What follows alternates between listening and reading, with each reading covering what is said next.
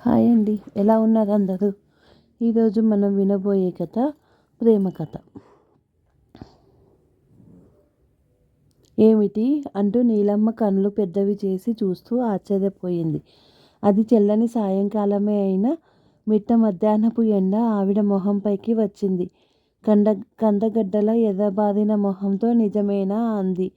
మళ్ళీ గంగిగోవులా ఎదురుగా నిలబడిన శాంతమ్మ తప్పు చేసిన దానిలా తల వంచుకుని అవునన్నట్టు తల ఊపుతూ నిస్సహాయంగా నిట్టూర్చింది కూడా.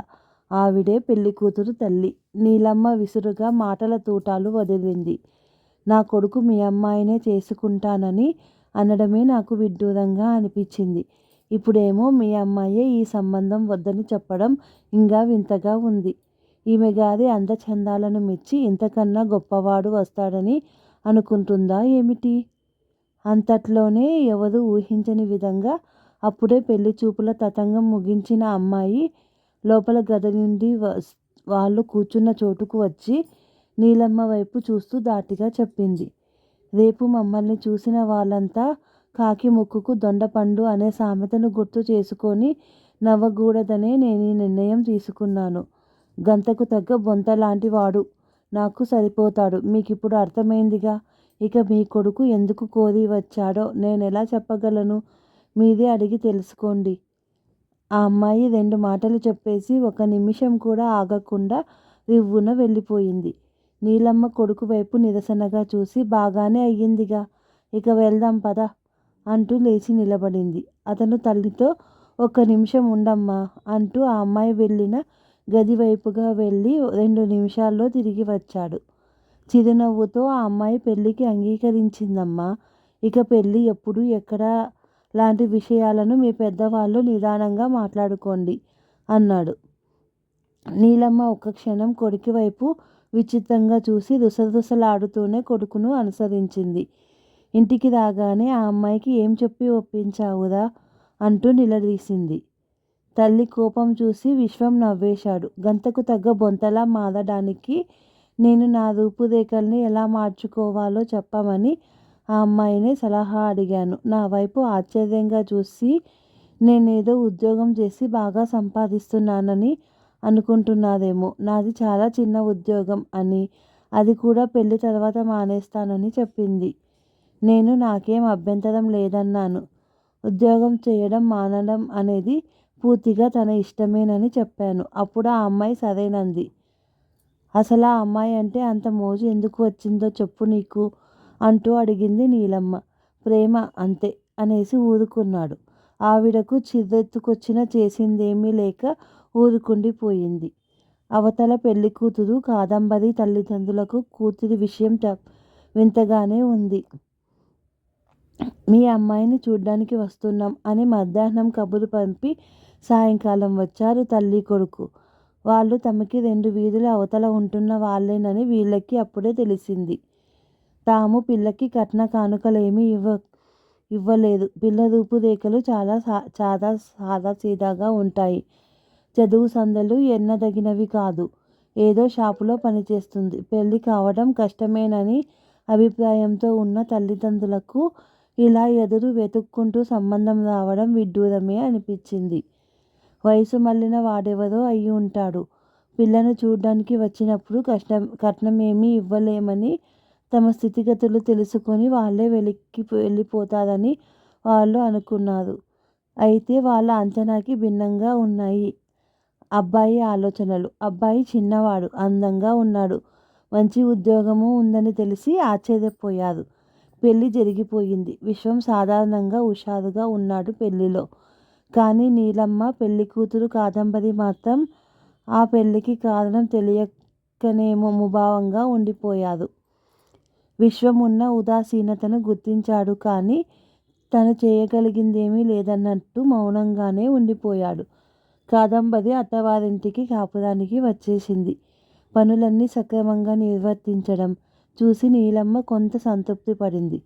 తనకి ఆరోగ్యం సరిగ్గా లేనందువల్లనే ఇలాంటి పనివంతురాలైన అమ్మాయి అయితే బాగుంటుందని కొడుకు అనుకున్నాడేమో అని, పెళ్ళికి కారణం అదే అయ్యుంటుందని ఊహించింది.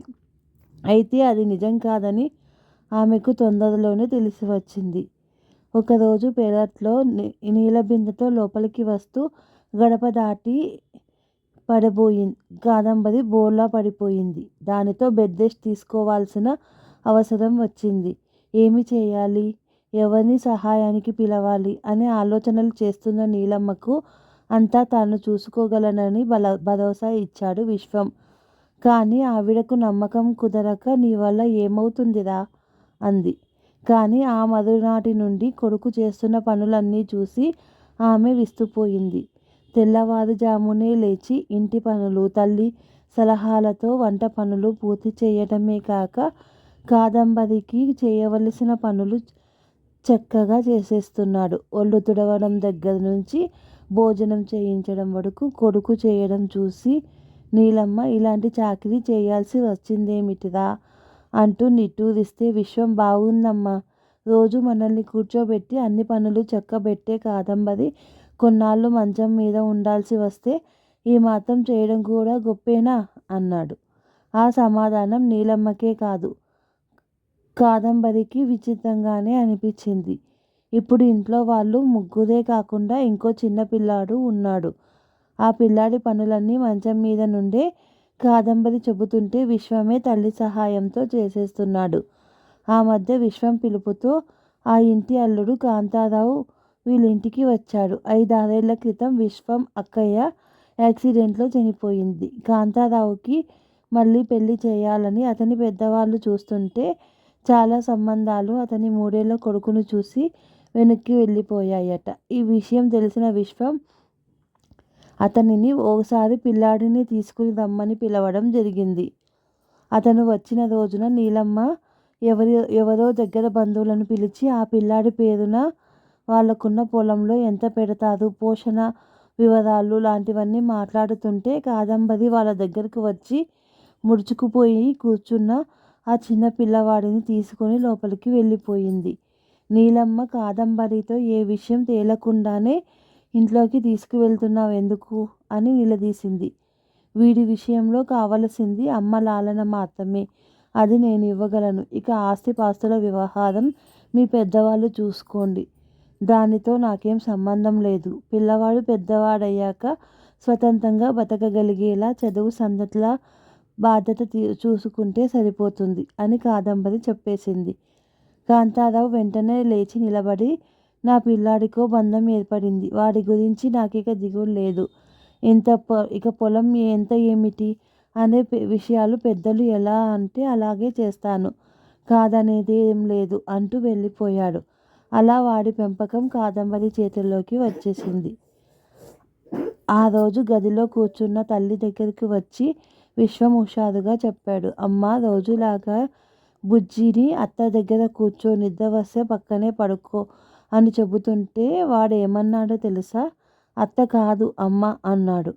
నీలమ్మ కొడుకు వైపు అవునా అంటూ ఆశ్చర్యంగా చూసింది. ఆ తర్వాత మెల్లగా అంది, రక్త సంబంధం ఉన్న నాకంటే ఏ బంధం లేకపోయినా కాదంబరి వాడిని అమ్మలాగే ఆదరంగా చూస్తోంది. నాకదే ఆశ్చర్యంగా ఆనందంగా ఉంది. విశ్వం చిరునవ్వుతో నేనందుకే బావని పిల్లాడిని తీసుకొని రమ్మని పిలిచాను. ఇలాగే జరుగుతుందని నేను ఊహించానులే అన్నాడు. నువ్వు ముందే అలా ఎందుకు అనుకున్నావురా అంటూనే కొడుకు వైపు నిశితంగా చూసి ప్రేమ అని చెప్పి ఊరుకుంటావు కానీ ఏదో కథ ఉందనిపిస్తుంది. అది చెప్పు అంది మళ్ళీ. కొడుకు చెయ్యి పట్టుకొని లాగి తన పక్కన కూర్చోబెట్టుకొని చెప్పు అంది. సరే చెబుతాలే అంటూ విశ్వం మొదలుపెట్టాడు. ఒకరోజు నా స్నేహితుడిని కలవడానికి వెళ్ళి తిరిగి వస్తూ ఓ పార్కులో కాసేపు విశ్రాంతిగా కూర్చుందామని ఓ సిమెంటు బెంచి చూసుకొని కూర్చున్నా. సరిగ్గా ఆ బెంచికి అటువైపు 3 అమ్మాయిలు కూర్చున్నారు. ఇటువైపు నేనొక్కడినే ఖాళీగా కూర్చోవడం వల్ల కాబోలు వాళ్ళ మాటలన్నీ నా చెవిన పడ్డాయి. వాళ్ళ మాటల్ని బట్టి నాకు అర్థమైందంటే వాళ్ళ ముగ్గురు ఒకే చోట ఉద్యోగం చేస్తున్నారు. ఆ రోజు వారానికోసారిగా వాళ్ళ ఓనర్ ఇచ్చే జీతం డబ్బుని, ఆ రోజుకి సెలవుని తీసుకొని మరొక చోట ఇంకో మంచి ఉద్యోగానికి ఇంటర్వ్యూకి వెళ్ళాలని అనుకున్నారు. వాళ్ళు వస్తున్న దారిలో ఒక వానర తుప్పలో ఉన్న ఒక ఆవేదనను చూశారు. మొహం నిండా రక్త చారికలతో కొన ఊపిరితో మూలుగుతున్న ఆవిడను చూసిన వాళ్లకు ఏం చేయాలో అర్థం కాలేదు.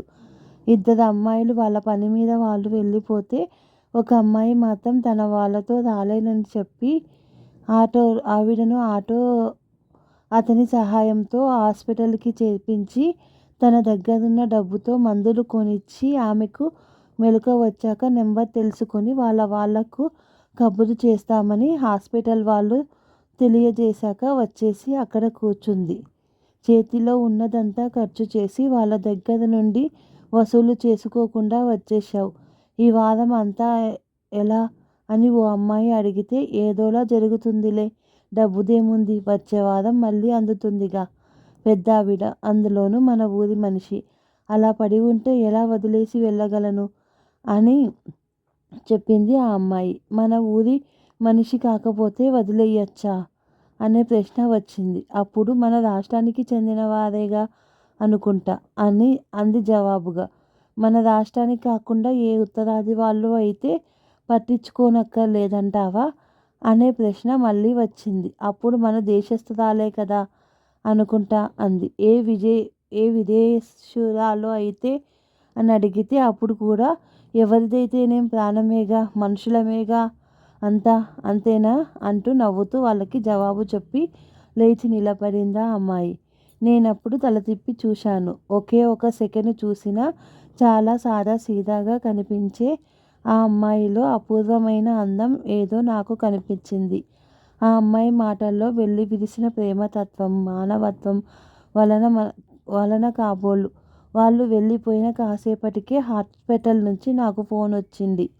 మీ అమ్మగారు ఎక్కడికో వెళ్తుంటే దొంగలెవరో మెడలోని గొలుసు కోసం గాయపరిచి రోడ్డువార తుప్పల్లోకి లాగేసి పడేసిపోయారు. ఎవరో అక్కడ ఒక అమ్మాయి ఇక్కడ చేర్పించింది. ఇప్పుడే ఆమెకు మెలకువ వచ్చింది అని చెప్పారు. పార్కులో ఆ అమ్మాయిలు మాట్లాడుకున్నది నీ గురించేనని అర్థమయ్యింది నాకప్పుడు. ఎదురు తిరగడం వల్లనే అలాంటి అనర్థం జరిగిందని నువ్వు చెప్పావు. తర్వాత జరిగింది నీకు తెలిసిందేగా అమ్మా. కొన్నాళ్ళ తర్వాత మనకి దగ్గరలోనే ఒక వీధిలో ఆ అమ్మాయి కనిపించేసరికి వెంబడించి అడ్రస్ తెలుసుకున్నాను. నీ మొహం నిండా రక్తపు మరకలు ఉండడం వలన నిన్ను చూసినప్పుడు కాదంబరి గుర్తుపట్టలేదేమో అంటూ ముగించాడు విశ్వం. గుమ్మం దగ్గర నుండి ఎవరో కదలి వెళ్ళినట్లనిపించి విశ్వం వెంటనే లేచి వెళ్ళాడు. కాదంబరి మెల్లగా గోడ పట్టుకొని నడవడం చూసి నువ్వెందుకు లేచావు అడిగాడు. కాదంబరి అతని వైపు కళ్ళు విప్పి చిరునవ్వుతో చూసింది. మొదటిసారిగా ఆమె మొహం నిండా పరచుకున్న ఆనందాలన్నీ వెలుగుని చూసి విశ్వం ఆశ్చర్యపోయాడు. కాదంబరి మెల్లగా అంది. లేచాను కాబట్టే నాకు విషయం తెలిసింది. నాలోని ప్రేమతత్వాన్ని గుర్తించి గౌరవించిన మీలోని దైవతత్వానికి తలవంచి నమస్కరిస్తున్నా అంటూ భావోద్వేగంతో విశ్వం చేతుల్లో మొహం దాచుకుంది. నీతో కలిసి జీవితం పంచుకోవడం వల్ల నా జీవితం ఆనందంగా గడిచిపోతుందనే స్వార్థం తప్ప ఇందులో నా గొప్పతనం ఏమీ లేదు అన్నాడు విశ్వం. కోడలిలోని అందాన్ని మొదటిసారిగా గమనించిన నీలమ్మ ఆనందంగా మనసులోనే వాళ్ళని ఆశీర్వదించింది. ఓకే ఫ్రెండ్స్, ఈ కథ నచ్చినట్టయితే లైక్ చేయండి, షేర్ చేయండి, సబ్స్క్రైబ్ చేయండి. Okay friends, bye.